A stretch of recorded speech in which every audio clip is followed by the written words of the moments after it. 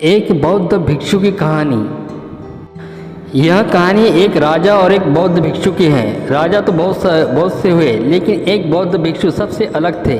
इनका नाम था बौद्ध धर्म।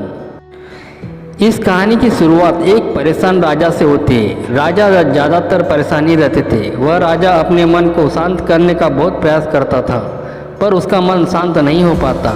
वह अपने राज्य के बड़े बड़े विद्वानों को अपने महल में बुलाता और उनसे उपाय पूछता।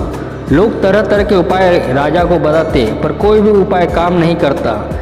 एक दिन एक व्यक्ति राजा के पास आता है और कहता है, आपके मन को शांत करने का एक उपाय है। राजा उस व्यक्ति की बात सुनकर बहुत खुश होता है। उस व्यक्ति से कहता है कि यदि तुमने ऐसा कर दिया तो मैं तुम्हें उतना धन दूंगा जितना तुम मुझसे मांगोगे। वह व्यक्ति राजा से कहता है, आपका मन मैं तो शांत नहीं कर सकता, पर एक सन्यासी है जो आपका मन शांत कर सकता है। वह कोई आम सन्यासी नहीं, वह एक पहुंचा हुआ सन्यासी है। आप उससे एक बार अवश्य मिलें, वह आपकी समस्या का समाधान अवश्य कर देगा। राजा उस व्यक्ति से कहते हैं, कहाँ मिलेगा मुझे वह सन्यासी? वह व्यक्ति राजा से कहता है, यहाँ से कुछ दूर जंगल में उसकी एक छोटी सी कुटिया है। राजा अपने कुछ सैनिकों के साथ उस सन्यासी के पास पहुंचता है और बौद्ध धर्म से कहता है, मैंने सुना है कि आप बहुत पहुंचे हुए सन्यासी हैं। बौद्ध धर्म राजा को अनदेखा सा कर देते हैं। राजा सोचता है कि शायद बौद्ध धर्म ने मुझे सुना नहीं। राजा फिर से कहता है, मैंने सुना है आप बहुत पहुंचे हुए सन्यासी हैं, क्या आप मेरी समस्या का समाधान कर सकते हैं? बौद्ध धर्म राजा का कोई भी प्रश्न का उत्तर नहीं देता है। राजा मन ही मन सोचता है कि बौद्ध धर्म उससे कोई उत्तर क्यों नहीं दे रहे हैं। राजा मुद्दे की बात पर आता है।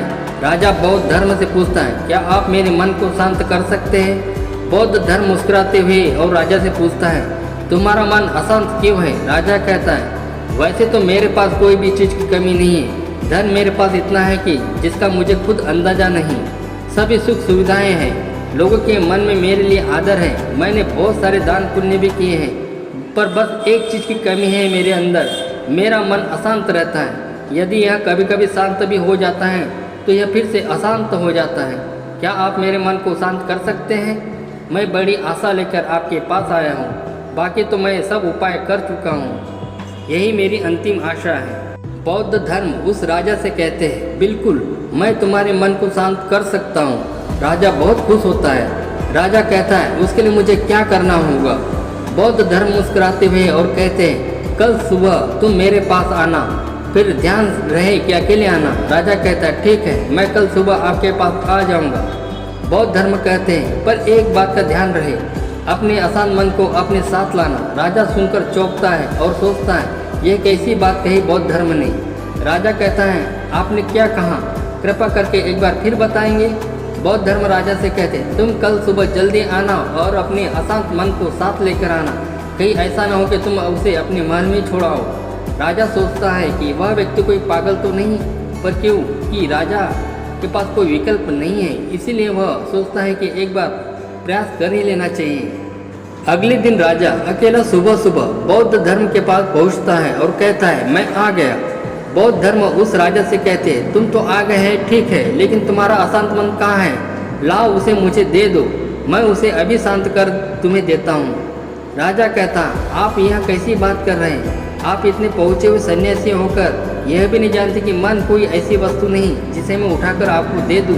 मन तो मेरे भीतर है। बौद्ध धर्म उस राजा से कहते हैं, ठीक है, बैठ जाओ और अपनी आंखें बंद करके उस अशांत मन को अपने भीतर खोजो। राजा अपनी आंखें बंद करके उस अशांत मन को अपने भीतर खोजने का प्रयास करता है। बहुत देर तक आंखें बंद करके बैठे रहने के बाद बौद्ध धर्म राजा के कंधे पर हाथ रखते हुए कहते हैं, आंखें खोलो। राजा अपनी आंखें खोलता है। बौद्ध धर्म उस राजा से पूछते हैं, क्या तुम्हें तुम्हारा अशांत मन मिला? राजा कहता है, नहीं। बौद्ध धर्म राजा से कहते हैं, कोई बात नहीं, तुम कल प्रयास करना, आज के लिए इतनी खोज पर्याप्त है। राजा अपने महल चला जाता है। अगले दिन सुबह राजा फिर बौद्ध धर्म के पास आता है और वैसा ही करता है जैसे कल बौद्ध धर्म ने बताया था। राजा बैठ जाता है और अपनी आंखें बंद कर लेता है और अपने अशांत मन को अपने भीतर ढूंढने का प्रयास करता है। बहुत देर तक राजा बैठा रहा। बौद्ध धर्म फिर से राजा के कंधे पर हाथ रखते हैं और कहते हैं, क्या तुम्हें तुम्हारा अशांत मन मिला?